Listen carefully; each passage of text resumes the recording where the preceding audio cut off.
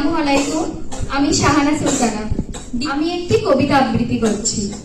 কবিতাটির নাম বাড়িটা খুঁজছি। লেখিকা কথাকলি শর্মিষ্ঠা।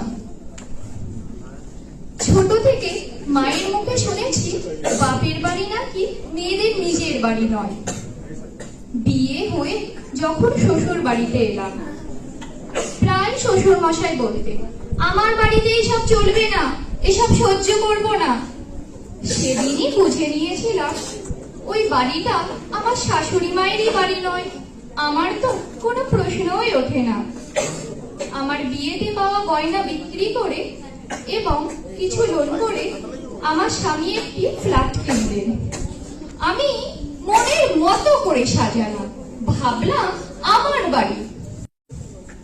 বুধবার করে দুপুরবেলা খালপাড়ের কাজের মেয়েদের নিয়ে শুরু করলাম সেলাই ক্লাস। একদিন আমার স্বামী জানতে পেরে স্পষ্ট ভাষায় বলে দিলে, আমার বাড়িতে বস্তি ঢোকানো চলবে না।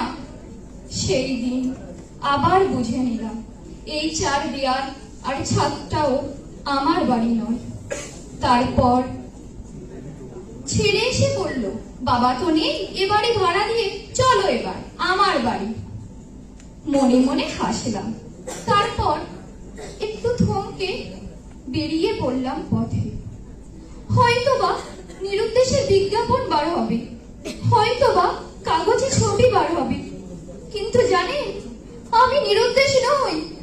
আমি নিরুদ্দেশ নই, আমারও উদ্দেশ্য আছে। আজও বাড়িটা খুঁজছি। Thank you.